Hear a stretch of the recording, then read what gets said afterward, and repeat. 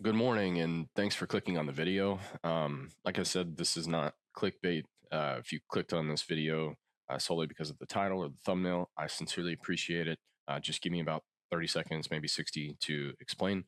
I don't care if you stick around for the video. That's not what this is about. So one of our own, truck driver of almost 30 years, and I say one of our own because I've got diesel in my veins. I may not be out there busting rocks anymore, but I will always consider myself a truck driver. Um, one of our own he's in need, he's in need of help. Um, I owe my career to him, probably owe my life to him as well. He trained me. Um, Good guy, like just the most kind-hearted guy ever. Unfortunately, his daughter passed away, and he needs our help. He needs our help raising the money for her funeral. I would never do anything like this. I would never, you know, use this platform for something like this. But like I said, I owe my trucking career to him. So he is literally the only person that I would do this for. I wouldn't even do this for myself. So if you can give anything, $5, 25 bucks, whatever you can afford, to get him to that goal. So that way they can, send her home properly. It's they're just doing a modest funeral. It's not like they're doing anything, grand. It would be greatly appreciated. Check that out in the comment section. I'll put it in the description box. It'll be down below. Just open up the comment section. It'll be pinned at the top, so you don't have to go search for it. Whatever you can do. Like I said, he's one of our own truck drivers, so anything that you could spare would be great. Even if it's just kind of giving up a cup of coffee for the day and dropping $3 there. I sincerely appreciate it from the bottom of my heart. Frank, sorry, man. My heart goes out to you, and thank you for everything that I've done. Hopefully, this helps.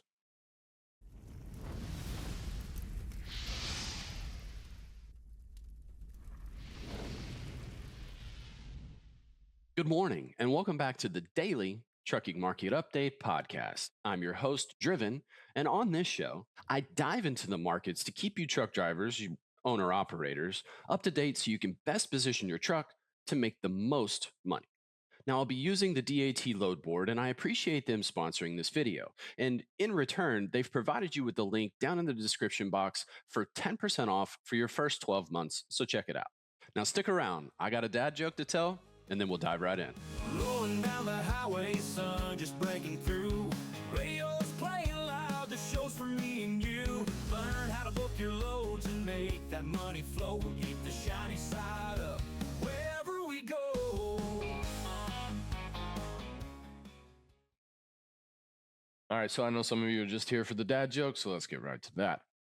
Why is grass so dangerous? Because it's full of blades. Woo, some of these are great. Alrighty, so let's dive right into it for the trucking market updates. We're going to start with the weather. So the weather, poor Florida. Prayers go out to Florida. If you don't know, there's a massive hurricane headed that way after they've already been smoked here recently. So if you're over that way, be careful. I'm sure you already know about it. But yeah, and then not too much to really to speak of. Northwest, you got some rain up there. You got some rain in the Great Lakes area. You got some little bit of rain right there in Oklahoma. Thunderstorms can pop up in a hurry right there. So if you're headed that way, be careful. Check it out. I'm using the Weather Street app, weatherstreet.com. So do what you got to do, but check it out. And then you got some activity up there in the Northeast, so pay attention to that. And as we kind of scan forward a couple of days, it doesn't look too bad. Doesn't look like anything's going to get too out of control. But always want to keep an eye on that weather so that way you can stay safe and get those loads there on time. Moving right along to the trucking market update, I like to start with the national load counts. This gives us a barometer of just kind of what the overall market is doing. And then this allows us to analyze a little bit further. Uh, or gives us the place to start. That way, here in a few minutes, I actually dive into the individual markets and look to see where this freight is actually located. But I can have an idea looking at this, what markets are heating up, cooling off, and kind of just where we sit overall. So this is where I like to start. I will be updating this section of the show here probably in the next week or so. Going to do a little bit of analysis for you. That way it doesn't quite take as long. Just kind of hit you with the states that are most important and, analyze compared to maybe the couple of days to the couple of weeks. Maybe save you a little bit of time listening. So look forward to doing that. But we're going to not yet. Alabama, 819 loads in to 305 loads out. That's a massive swing in the wrong direction, unfortunately. Arkansas, 346 loads in to 413 loads out. That's okay for Arkansas. It's not great, but it's above that 50 mark. Arizona, 494 loads in to 335 loads out. It's actually decent for Arizona, but, as you can tell, not great. California, 1,591 loads in to 2,160 loads out. Not the greatest of ratios there. So not a ton of negotiating power going on in California, but you're still above that 50-50 mark, so rates should still be okay. Colorado, 496 loads in to 314 loads out. That's normal for Colorado. Connecticut, 230 loads in to 138 loads out. Just had paranoia and wanted to make sure that the microphone was still on. DC has got 7 loads headed out of there. Delaware, 90 loads in to 55 loads out.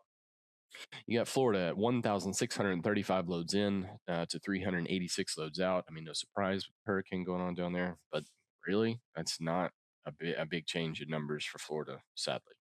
Georgia, 2,480 loads in to 752 loads out. So, I mean, if you're in Georgia or headed that way, get whatever you can booked so that way you don't get stuck. Even the surrounding states are just haven't been in great shape to start the week, and I don't imagine that's going to change. Iowa, 362 loads in to 596 loads out. So you've got some negotiating power in Iowa. So that's good. Idaho, 93 loads in to 203 loads out. So Northwest starting off strong. It's been strong last few months, and I imagine it's going to remain that way. Illinois, 1,280 loads in to 2,651 loads out. Very solid for Illinois. All of that freight was located most, not all, in the Chicago area. So should be some good money to be made in Illinois, along with some negotiating power. So, if these brokers are hanging up on you, you don't want to deal with them. Like, they're just wasting your time. Let them sit with the load and give another one a call. There's tons of freight out there. If you're nice to these brokers, though, they're going to be nice to you. In that negotiating video that I put out, there was a broker that dropped in, just to leave some comments, and he talked about all the other things that he had going on. I recommend that you go over there, check out the video. Number one, if you need help learning how to negotiate, but number two, he dropped a lot of knowledge, kind of a little bit of insight to what all he has to deal with. He's not just dealing with truck drivers; he's got a lot more going on. But on top of that, he said that if you're respectful to him, he's certainly going to be respectful to you, and he can. He didn't say anything about the negotiating process, but he also didn't say that he wasn't going to negotiate. So, just a little bit of insight to what the brokers have going on and what they're dealing with. What you put out in this world is what's going to be reciprocated back to you. Just keep that in mind. Indiana, 785 loads in to 1,559 loads out. So Indiana in really good shape right now. You got some negotiating power there. Should be decently posted on the load boards. Kansas, 371 loads in to 274 loads out. So we got a little bit of a dip for Kansas. Kentucky, 535 loads in to 696 loads out. So we're still above that 50-50 mark there in Kentucky. Not going to be a ton of negotiating power, though, going on due to the surrounding states, typically south, really. But okay shape. Louisiana, 426 loads in to 365 loads out. So we've got a dip from Louisiana. So you're not really going to be able to bounce over from Texas to grab a decent paying Louisiana load today, unfortunately. Massachusetts, 442 loads in to 320 loads out. It's normal. Maryland, 422 loads in to 444 loads out. So we've actually got an increase in production there from Maryland. Nice to see. Maine at 93 loads in to 139 loads out. That's okay. Excuse me. Michigan, 604 loads in to 985 loads out. So remaining strong for Michigan. Those Great Lakes states starting off nicely. Minnesota, 383 loads in to 680 loads out. So also great to see. Those Great Lakes states coming on strong as we get towards the end of the week. As this pattern has been developed, we've seen it for the past couple of months, past few months, and it's still going on, still going strong. Missouri, 578 loads in to 832 loads out. So Missouri's getting even stronger. We're seeing some states coming on strong today, so love to see it. Mississippi, 299 loads in to 359 loads out. Considering what they've got going on around them, states that they've got going on around them, the fact that they're still remaining strong above that 50-50 mark is good to see. It's nice to see one of these states down here possibly making some money. Montana, 67 loads in to 35 loads out. North Carolina, 2,053 loads in to 607 loads out. That's a massive increase in volume of trucks headed in and not a big spike in loads headed out. So North Carolina shifting in the wrong direction. North Dakota, 46 loads in to 148 loads out. You have negotiating power in North Dakota. Make it happen. Nebraska, 246 loads in to 175 loads out. A little bit of dip of production, but normal for Nebraska. New Hampshire, 121 loads in to 44 loads out. Jersey, 736 loads in to 1,223 loads out. So we got a little bit of a boost in production for Jersey. So look for the rates to be a little bit better today. New Mexico, 163 loads in to 265 loads out. Don't trust it. Nevada, 203 loads in to 348 loads out. Nevada, that's where Nevada's been sitting here lately. They've been consistently above that 50-50 mark. So that's been interesting to watch and see that develop. New York, 791 loads in to 1,095 loads out. So just normal for New York, no up, no down. Ohio, 1,266 loads in to 2,040 loads out. Great shape for Ohio. Like to see that it's remained very solid for truck drivers all week. So Oklahoma, 507 loads in to 217 loads out. So it's normal for Oklahoma. Just not a great state to take a van. Oregon, 144 loads in to 453 loads out. Northwest still looking good, still looking very good. Pennsylvania, 1,588 loads in to 2,083 loads out. Very good for PA. This is one of those days where all the trucks are headed in, but they still have a ton of freight headed out. So you've got some negotiating power. Not a ton, but you've got some in Pennsylvania. More so on the western side.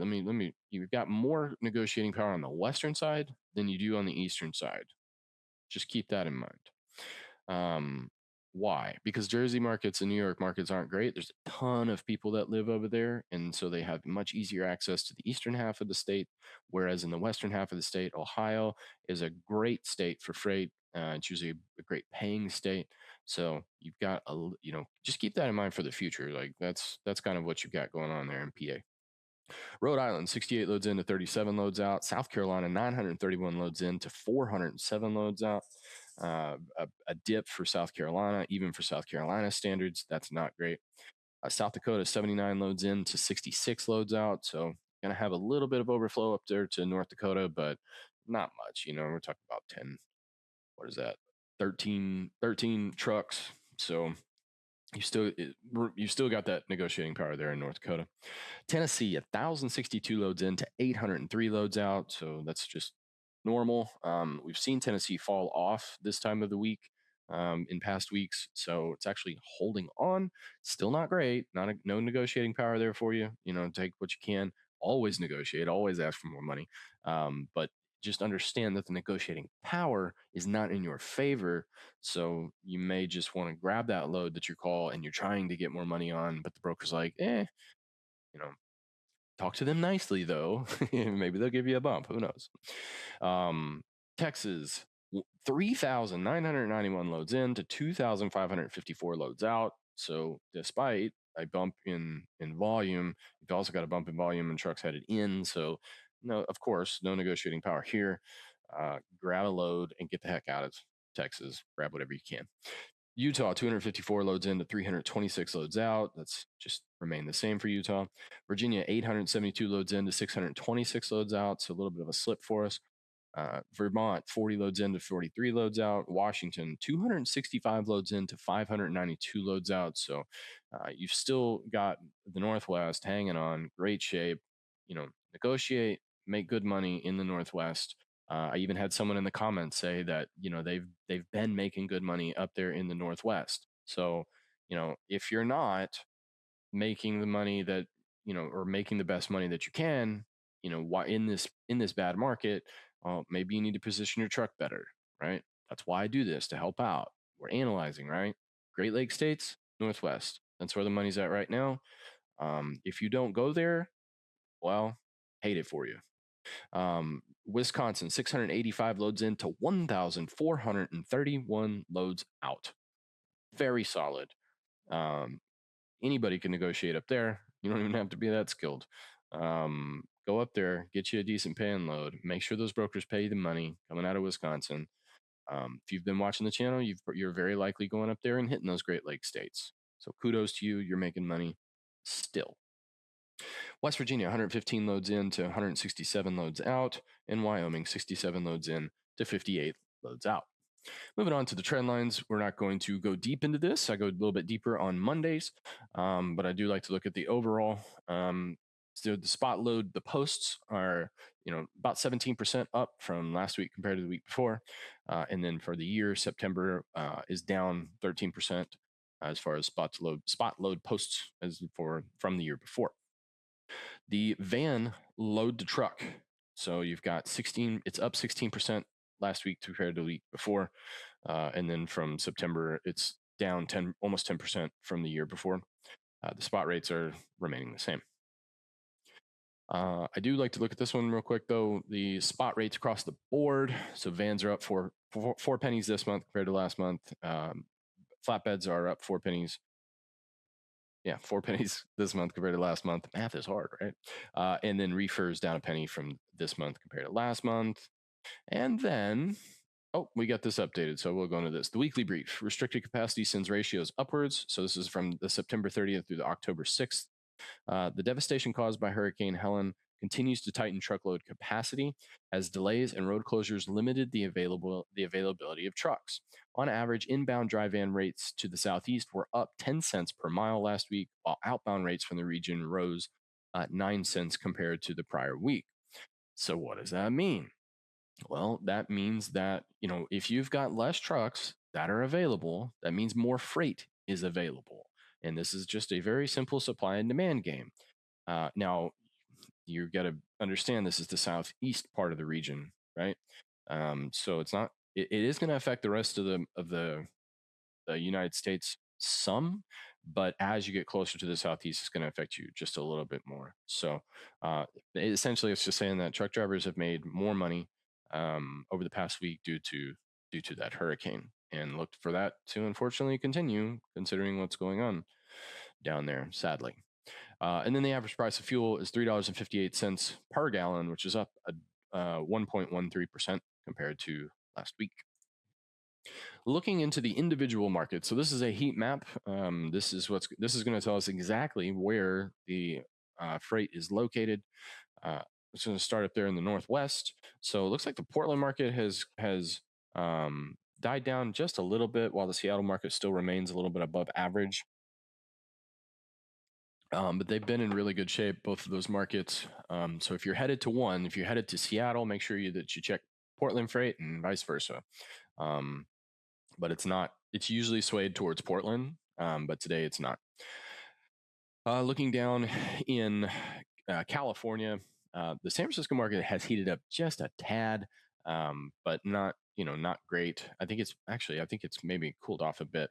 Regardless, the majority of the freight in California is in the southern half, which is pretty normal, and then at Nevada, it's in the northern half, which is also normal. Phoenix has showed to heat up just a little bit, the Phoenix market, but do not trust that. Arizona is not the greatest state for freight to get out of. When in reefer season is in season, though, it is a little bit better for dry vans, but that's not right now. I don't think. I don't think that's right now. I don't keep up with the reefer season. I have no idea. If you're a reefer driver, leave a comment down below. Let me know, like, when are y'all's seasons, right? I know it's produce season, but I don't know. I don't know when that is. I imagine a farmer almanac could tell you very easily. Looking over to Texas, you've got the Dallas market is still hot, so you've got freight in Houston and Dallas. What freight is available? Louisiana, it's going to be in the bottom half of the state, of course. In that Arkansas/Tennessee area, the majority of the freight is going to be in the Memphis area. That's pretty normal. The Atlanta market is not hot, um, especially considering how many trucks are there. So, you know, go there at your own risk. Looking at the Midwest, you've still got the Kansas City market is about average. St. Louis market is about average. The Illinois, it's still showing the majority of the freight's going to be up there in Chicago. So that's continuing. Kentucky, it's going to be the freight. It's cooled off a little bit, but it's the majority of the freight's going to be in that I don't know. It's weird. It's a weird shape for a state. It's in the northern part, but it's more west than east. And then a lot of that's going to be closer to Louisville, but then kind of also out there in no man's land too. Indiana, that's going to be in the bottom half of the state, which would be the Indianapolis market, of course. And then Ohio, the northeastern part of the state is still hot, but like the southwestern part of the state is still hot. So like that whole diagonal section, interesting. Usually it cools off a little bit in the southern part as we get towards the end of the week, and that freight remains up there in the northeastern part. And then the Great Lakes states, still just normal, right? The majority of the freight in Michigan is going to be on the western half, which is weird to me because Detroit's up there, but figure. And then in Wisconsin, it's going to be on the eastern side, and it's going to be to a little bit closer to Chicago, up there. So that's where the majority of the freight's at. But Wisconsin's showing to be in really good shape, as far as just freight almost all over the place. Almost, if you go up way north, obviously you're not going to have a bunch, but and then you got Minnesota. The majority of it's going to be in that Minneapolis market. And that is the trucking update for the day. I appreciate you guys tuning in. Thank you so much. Um, Once again, my heart goes out to Frank. Sorry, man. You guys stay safe out there. You never know when it's your last day. Live life accordingly. So you guys keep that shiny side up. But remember, stay driven. I'll see you all tomorrow.